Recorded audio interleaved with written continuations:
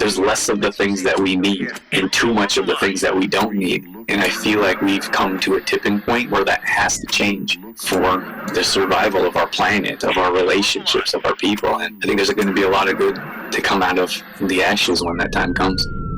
Welcome to Exploring Mind and Body with Drew Tadia. Drew is an expert in nutrition, fitness, lifestyle, and more. And he wants to help you live a healthier, longer, and more active life. Now here's your host, Drew Tadia. Welcome to another edition of nationally syndicated Exploring Mind and Body. Thank you so much for being here. Thank you for tuning in and being a part of our True Form Life community. We're coming at you with a brand new show. We appreciate whether you're listening on terrestrial radio across the country or as a podcast around the world. We certainly wouldn't be here without you. So stick around.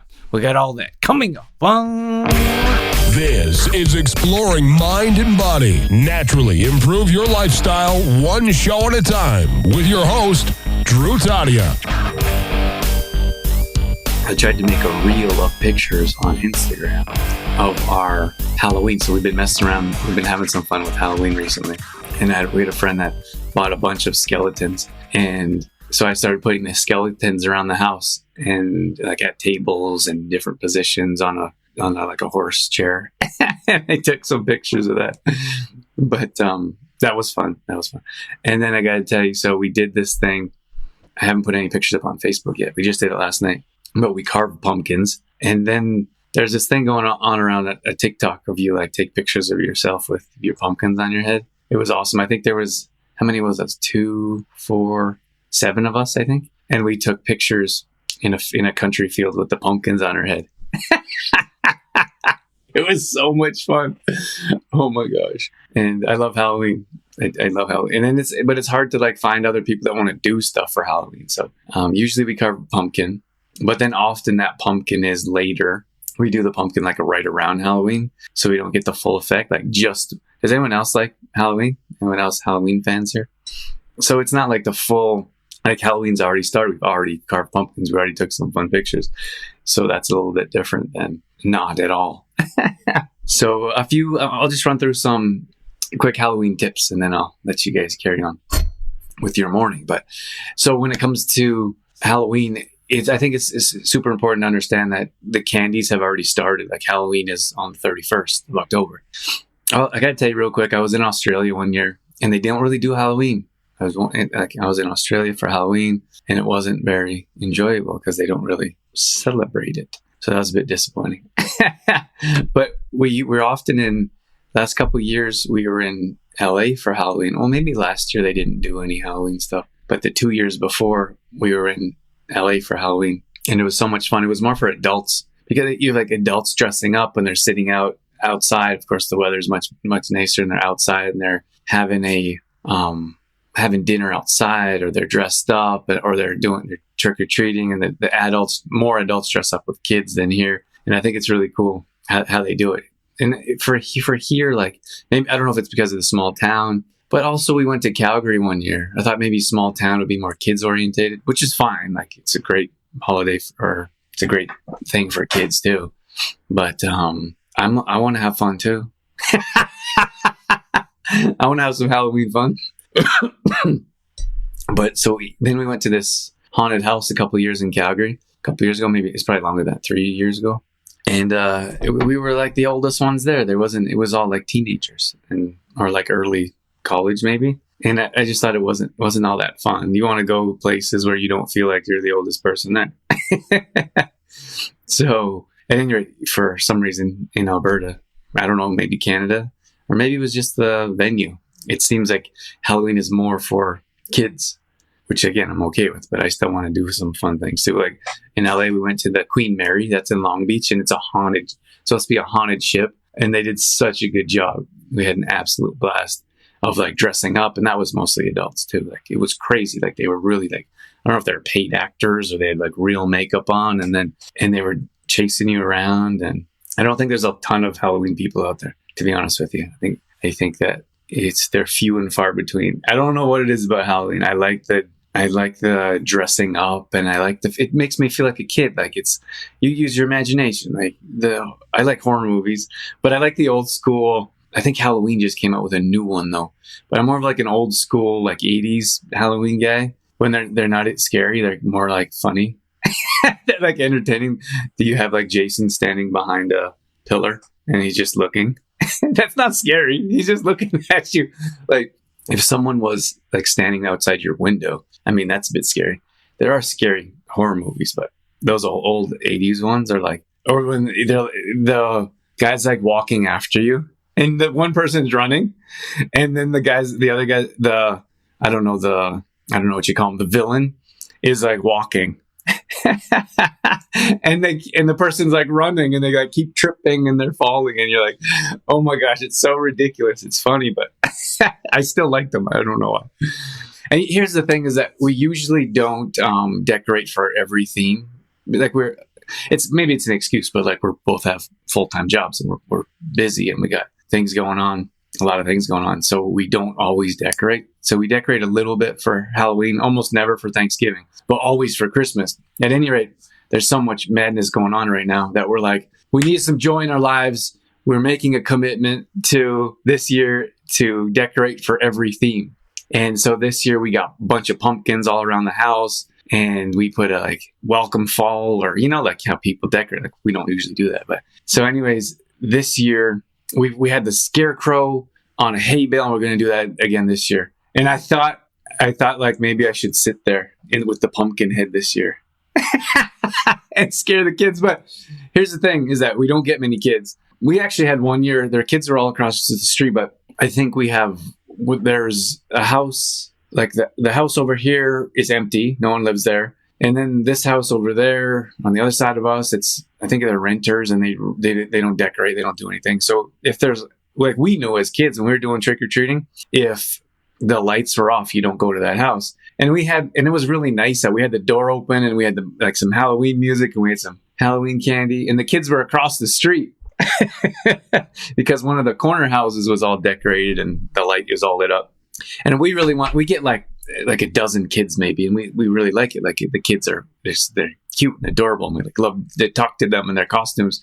So we only had a few kids come by and there are kids across the street. And I was like, hey kids, we got some candy over here.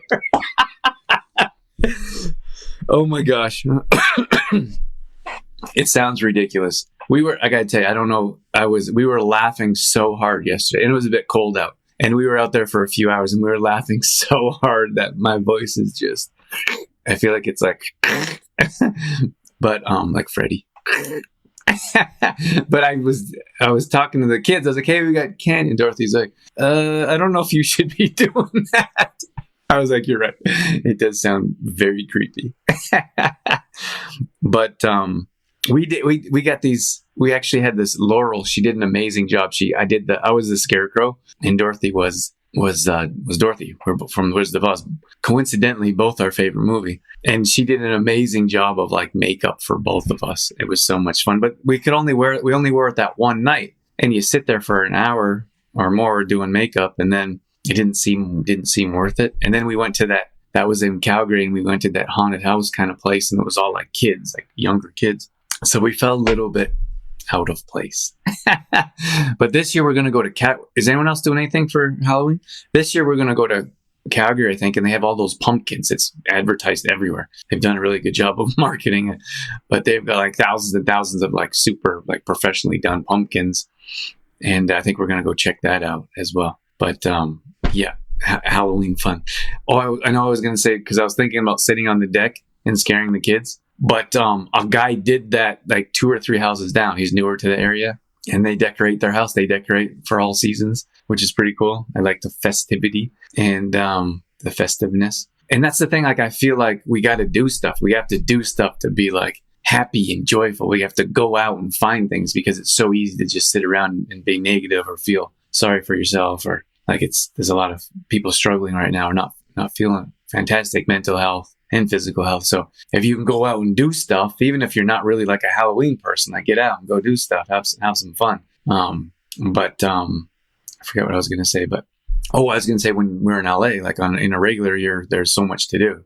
Like there's haunted house. We did a haunted hayride the year after we did the Queen Mary and it was so much fun. It really is. You got to go out and you got to do stuff. And then we wanted to do Universal Studios. They do a really good one. Like, of course, the tickets, depending on where you go, tickets are a bit more, but a bit more expensive. But I think if you're going to invest in your mental health, you got to do some fun stuff once in a while. But anyways, that was the year where everything kind of shut down. We didn't get a chance to go to Universal. So I look forward to doing that in the future. Oh, I was saying that the guy a few houses down, I'm pointing that way because he's literally that way. And he scared some he was dressed up and he scared some kids. And they're a little bit younger, maybe a bit too young to scare, but maybe he didn't know. I don't know. I think it was a cool idea. But we actually knew the kids who he scared. So they came up to do trick-or-treating. I think he ran out of the house like, rah! And the kids, we knew the kids, and they came over here. They're like traumatized. They didn't really want to come to the door. And it's all about your mindset. Like, you could be like, oh, this is going to be fun. This is going to be scary. This is going to be a great time. It's going to be miserable if you get there. If you already have the mindset of like, whatever you're doing, doesn't even have to be Halloween. This is going to be miserable or not fun. You're not going to have a good time. And this was the first time we went to like a real haunted house kind of thing. And I got to tell you, it was amazing. Like, they had looked like professional, like they look like real people. So and Dorothy and I were like, we love Halloween. So I love it more than she does, but she's kind of getting into it more and more.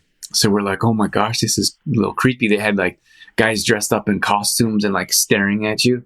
And then they had like these, I don't know what you call them, but when they can do like the contortionist, like she was like on her hands like this, and she put like one leg over her shoulder and was like walking like that. I'm telling you, it was crazy. So we were freaked out walking in. And then they had like this huge, I don't know what you call it. It was like a walkway, like a huge arch. And there's a guy with a microphone, like all dressed up, like with a creepy voice, like, welcome to.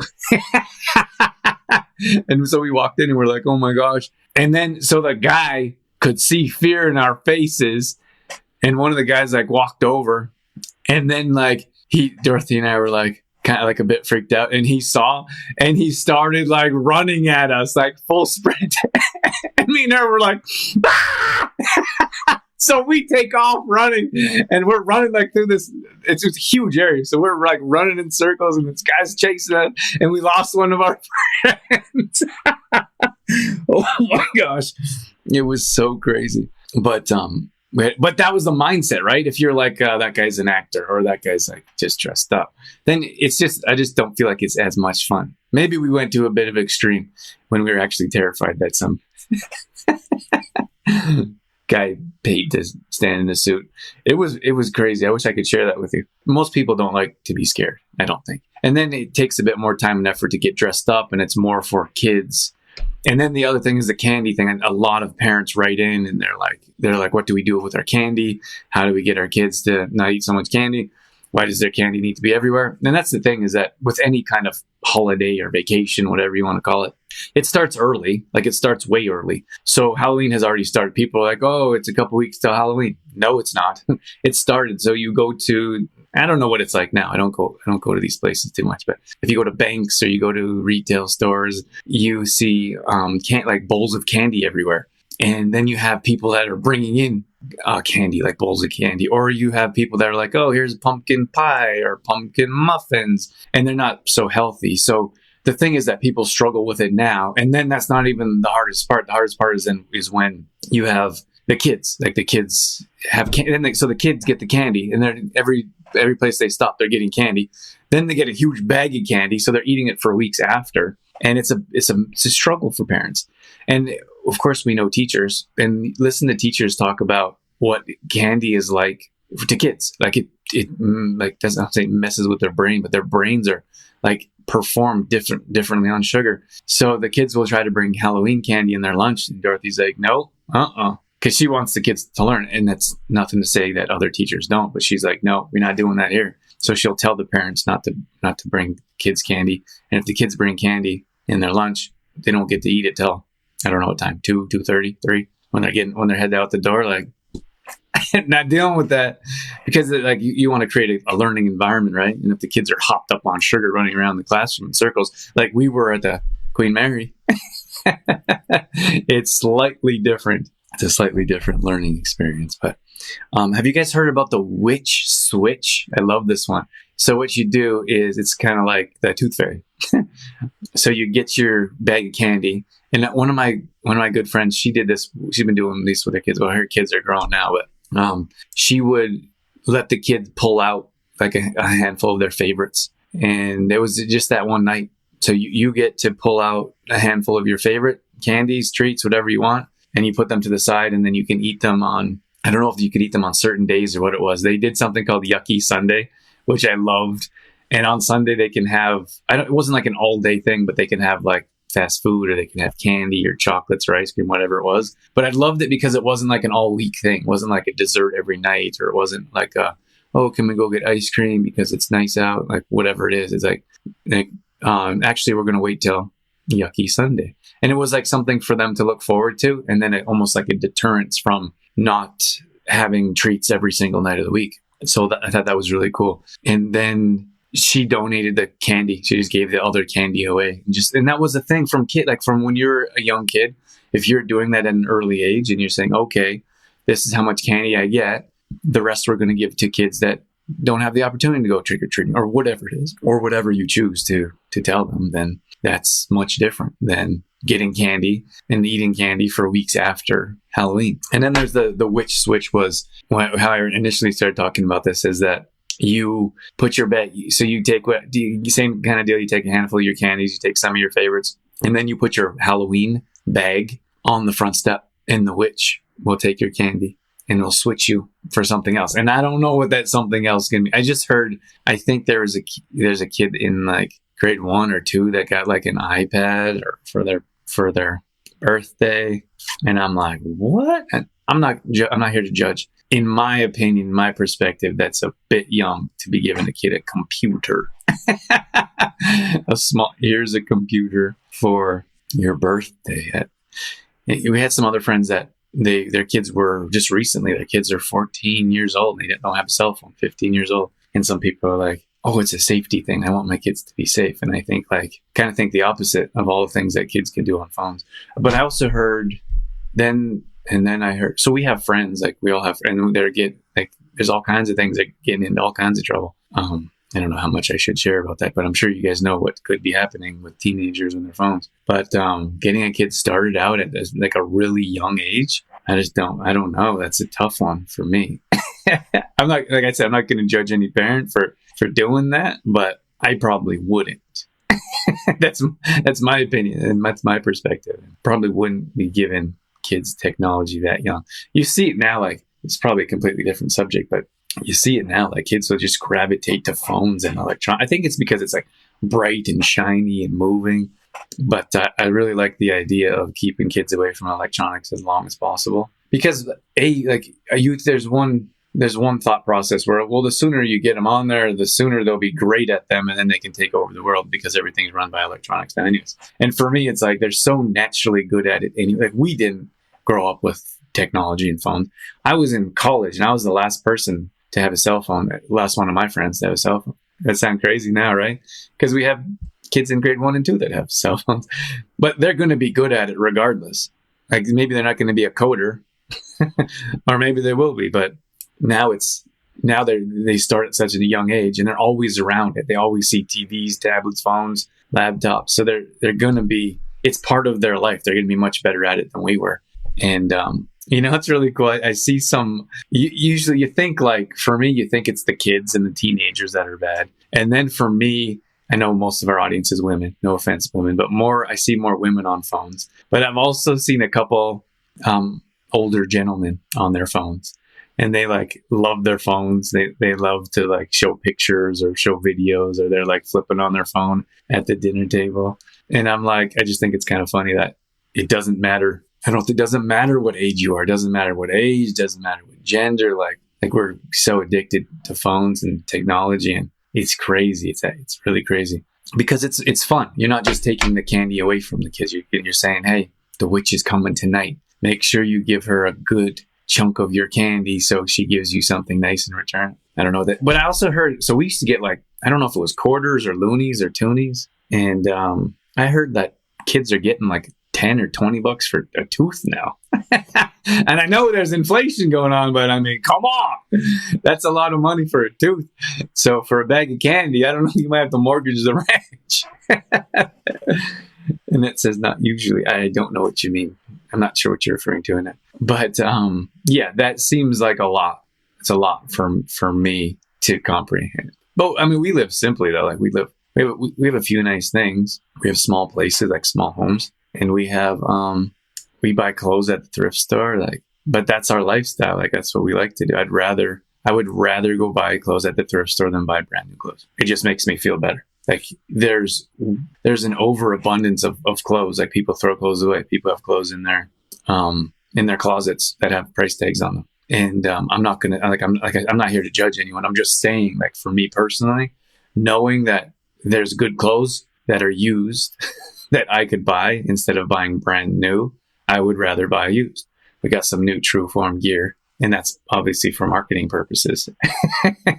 But going to the thrift store, and that's everyone has a different opinion. My laptop is 10 years old, and I should probably get another one because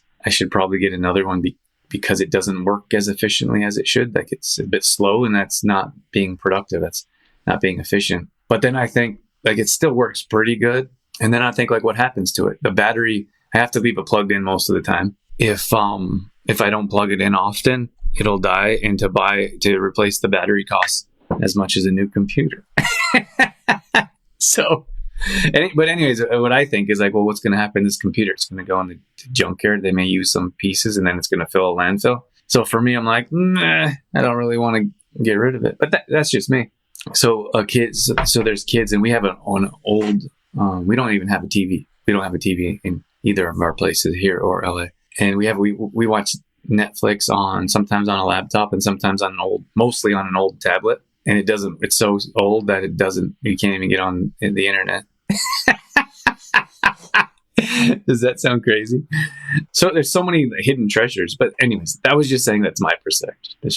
We've got this old tablet, and we'll watch like one show a night, or we'll watch a movie on the weekend. That's it. It's not like, I know some people, like as soon as they wake up in the morning, they turn the TV on, fall asleep with the TV on. So, but that's a different lifestyle. Like if that's how you choose to live, then no one should be able to tell you any different. But I'm just saying, like you have someone in grade 1, like a little kid in grade 1 has a brand new piece of electronic, or who knows, maybe grade 6 or a 14-year-old, they got brand new like phones and tablets. And then you're like, it's just really hard for me to wrap. Maybe I'm just more old school. It's hard for me to wrap my head around.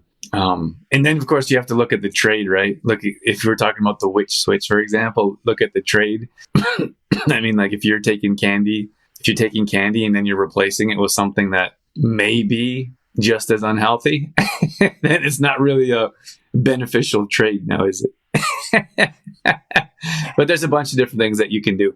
I mean, I'm not one of those people that I'm saying that kids should never have candy. I mean, you got to be a kid, like let a kid be a kid. But I think it's just overabundance. Like there's this huge gap between quality and substance and things that are less than and detrimental to your health. So I feel like we have way too much electronics, sugar, candy, violence. That's like way up here. There's way too much. And then you have more substance, like more conversations, more hugs, more compassion, more love. I think, food and natural food and farming, packaged food and sugar, like there's a huge gap there. And if we could find a way to close that gap. So what I'm saying is here, like, I feel like kids can have candy. They just get too much of it. Like kids can have electronics. They just get too much of it. And if we could find a way to close that gap, I think we'd be healthier as a society. And, I feel like things happen for a reason. I really do. Like this is a very challenging time in our world, but I feel like there's silver lining and there's a positive aspect to everything. And I just think that there's going to be benefits coming here in the future that we've overused in society. There's less of the things that we need and too much of the things that we don't need. And I feel like we've come to a tipping point where that has to change for the survival of our planet, of our relationships, of our people. And I think there's going to be a lot of good to come out of the ashes when that time comes. I just feel like we have we do, and we will have more of an opportunity to be family orientated, community orientated. Like this one's a tough one right now to talk about is the shipping, but the shipping ports in Los Angeles, Vancouver, I know particularly because we live like in LA, you can actually see, we live across the street from them. Like we have a place across the street from the ocean. You can see the boats piled up, lined up, waiting to get into the ports. Crazy, right? But those those are in most cases, like those aren't handmade. They're not homemade products. Those products aren't supporting a community. In most cases, those products are supporting giant corporations. And I don't know if people want to hear this, but I feel like it's a good thing. Like I feel like people are almost going to be forced to go support their neighbor. They're going to go and they're like, we got all these little artisan shops, or I call them artesian shops. I feel like the word should be artesian, but all these little artisan shops where it's homemade or it's woodwork or it's not cheap plastic that's going to break, made in the manufacturer across the country or in another country. And I just feel like there's a lot of good if we could change our mind a little bit, our perspective, like more communities, more families, more connection, more personalization, more supporting local, instead of the other mindset of a lack. Like we're not going to have stuff on the shelves. Prices are going to go up. I can't afford this. I can't afford like whatever it is. Like anything could be negative if we put it that way, but we could find positives in everything too. And I'm really hoping that's my optimism. That's my hope. And I think that's what gets me through the day and gets me through the week. When you hear, I'm involved too, or I'm on social media all day and you see people like all the negative posts and comments and videos. It's endless. And you go down, you got to dig yourself out of the rabbit hole. And then some days, like you think about the craziness that's happening in the world and you're like, how could this possibly be happening? And the only thing that gets me through the day is the belief that things have to get better and things are going to get better in an extreme rate. Like things are going to they probably get worse before they get better. But once we hit that rock bottom, they're going to get so much better that the world is going to change. And that's why I said, like, when I was talking about businesses, or like some businesses are waiting for things to go back to normal. Things are never going to be back to that normal that we knew. But I feel like as we adapt and as we change, we're going to be more connected to family, more connected to communities, and we're going to, things are going to get better. Like things have to get better, especially when they're so bad. Like I got to believe that.